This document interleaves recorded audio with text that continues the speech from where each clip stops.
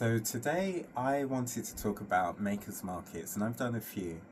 I was lucky enough when I was in the early days of starting CDM.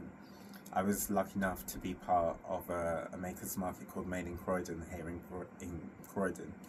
Can't even talk. It started out in Central by the TK Maxx, and it had the second event was in Box Park Croydon, which was really good. They've been in different locations, so there was even one event where it was on the high street between St George's Walk and Grant's, where the cinema is in Croydon Town Centre. I've also done a makers market in Crystal Palace, which this one is located behind the Sainsbury's. So if you're heading towards Crystal Palace Park, you would go past Sainsbury's, you'd go past the few parade of shops where you've got a bookstore, take the first left, walk down this fairly steep hill, you see a few cottages on the right, and you've got this complex of buildings where there's even a farmer's market and there's vintage clothing and such stuff. So the reason I would recommend doing makers markets, if you're doing the same thing that I'm doing, similar stuff, selling art, crafts, all that sort of stuff, I feel that it's a really great way to get your work out there. Yes, we have the internet, and I think we're also very lucky because we now don't have the traditional gatekeepers. Anybody can put their art form out there, be it music. If you're a dancer, you can put your work out there. If you're a makeup artist, we can all put it out there. But because everybody can do that, you don't necessarily stand out, and people aren't necessarily searching for you, so they're not going to find you.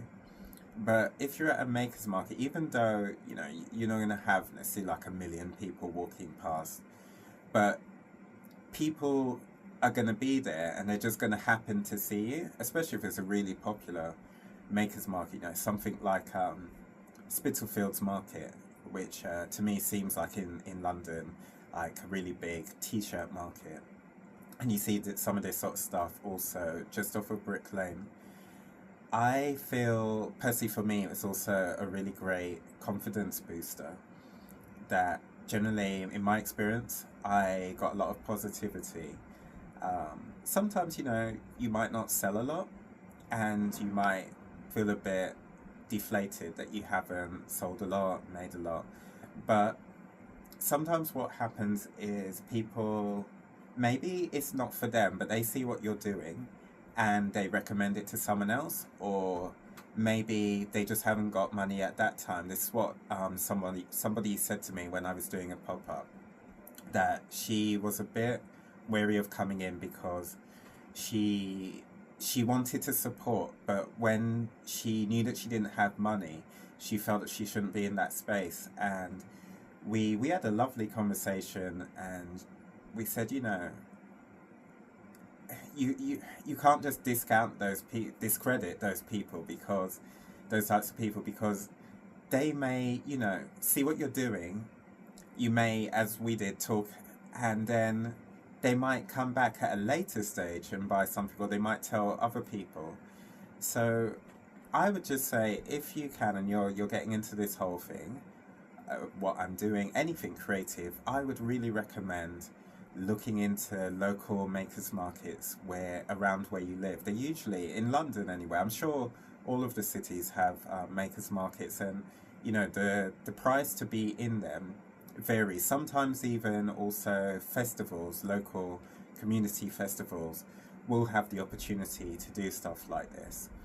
And I would like to hear, have you heard of any makers markets that you would recommend?